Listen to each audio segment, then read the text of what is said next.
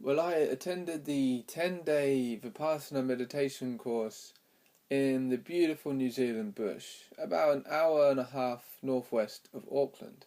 It's a very beautiful centre, it's very, very nice. I first heard about the course in Australia. A couple of people mentioned it to me throughout my travels, and my curiosity was sparked. This is at a time which I'm in a similar place now, but more of the beginning stages where I was very curious about how to work on myself and really wanted to progress in this journey. And this seemed like a perfect opportunity to do that, to get to know myself a little bit better, and to really do some serious work. So the course itself, so some of the rules are there is no physical contact with anybody else. So of course, that's no sex.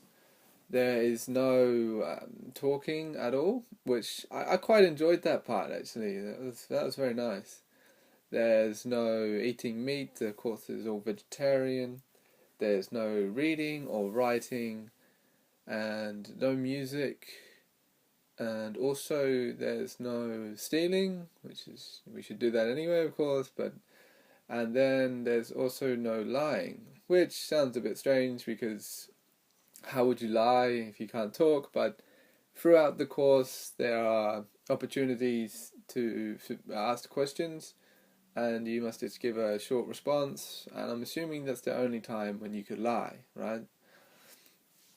So yeah, the course itself is pretty intense, and the words intense and meditation, you don't usually hear that very often. They don't usually go together. But so you would wake up at 4 in the morning, and there would be a loud doom, doom, and a very loud gong is hit very, very hard, and you are expected to be meditating in your room by about 4:30. You do that for 2 hours, you have breakfast, you then are in the hall for a group meditation, you do that for an hour, then some people go to their room, some people will stay in the hall, do that for an hour and a half, and you sort of progress like this throughout the day with breaks and just a lot of meditation. And well, see, the first couple of days for me were probably the hardest. The physical pain was incredible. My whole body was screaming at me, especially my ass and my legs and my shoulders. They were in agony, and part of the way they were teaching Vipassana is you have to try to not focus on the pain, which is quite difficult, especially when all you are doing is you are with your mind, with your thoughts, and then you have to not think about this pain. But yeah, so yeah, after about the third or fourth day, the physical pain isn't so bad, but there is also the beginning of the because there's 3 group sessions that last for an hour, and during these, on the fourth day, you now are not allowed to move, or you're not supposed to move. You can if you're in agony, but the idea is to not focus on the pain and not move your body, be in exactly the same position.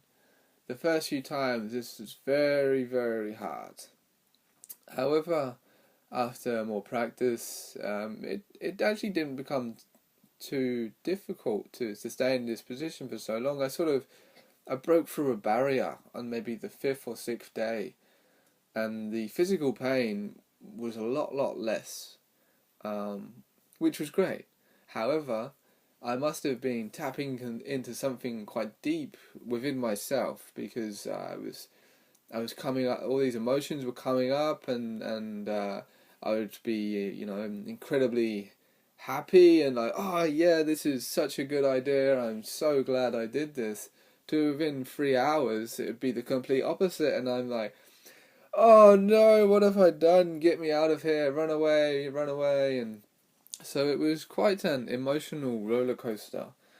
Um, but I definitely was starting to see progress and getting control over my mind, because that was a big part of why I wanted to do this course. believe if we are in control of our mind on not just the conscious level, but then if we can, reprogram ourselves subconsciously, that's a different subject, but if we can at least get our conscious mind under control to an extent, then that can have a great impact on our reality and our state of being and our life in general. And I found that meditation is a very useful tool for this, and especially the Vipassana. And the technique itself is pretty simple for anybody who has never practiced this. All you do is you just focus on the top of your head and you bring your attention down through every single part of your body. Do not miss any part, and scan, scan, scan, all the way to your feet. And all you are doing is objectively observing your body, trying to find any sensations, whether they are pain or pleasure, hot or cold. Just observe them and not to focus on the pain too much, at least at this stage. So that's the basic technique, and I personally have developed this into my own way of meditation, which I think is important for people to do, to find their way, their way of meditating. I would just say that to make sure you actually get results from whatever it is you are doing, and you are not just being put into a trance and lowering your consciousness, you're actually focusing and raising it. That's my personal general guidelines. So yeah, and then I did this course, and towards the end, I was really, really happy I decided to make this decision. Although it was a challenge and it is the most painful thing I have done in my life, I was very, very glad I did it. I probably wouldn't do it again though, now that I have the technique and I've shown myself what I can do with my body and how strong in my mind I can be and all this stuff. I wouldn't do it again. There's a few reasons. One being that if there was one thing I had to point out about the course that I didn't like, was the fact that they tried to convert you to Buddhism very subtly and very cleverly, in fact. But so there's, at the end of each day, there is a discourse which is recorded by a man called Esen Goenka, who is dead now, I believe. And I believe they record the teachings to not allow for any distortion between teacher to teacher, which I think is a pretty good idea, actually.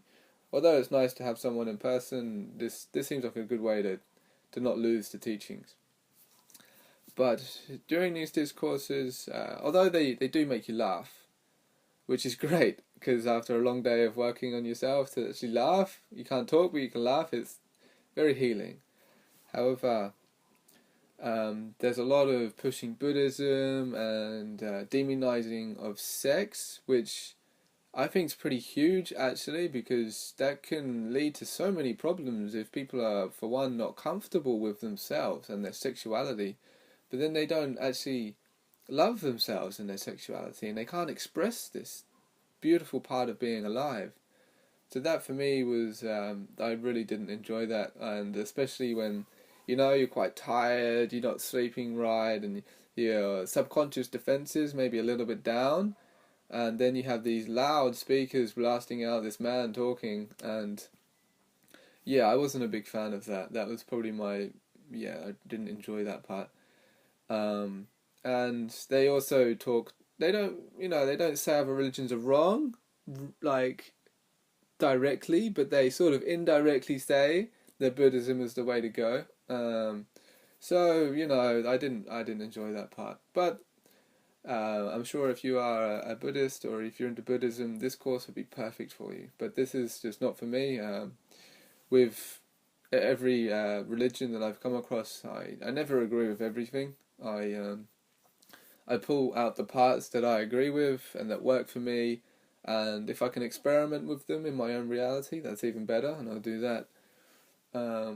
But I never believe everything, and that's I spoke to a lot of people who do that, and that seems to be a more of a modern luxury, really, to have all this knowledge around the world, and to be able to just pick what you like from each one, from all these thousands of years of knowledge, albeit some of it's been not gone in the in the right direction, to say the least. But there's still a lot of wisdom in all these traditions, if you can find it. That is, and it's kind of similar to how, I'm not a huge fan of supermarket chains in many ways, but you can go to a shop, for example, and you can find produce from all over the world. We have a global selection of produce, which is an incredible luxury. I can just go to the shop and get raw cacao powder in a bag, like so easily. That's just amazing. This amazing luxury item.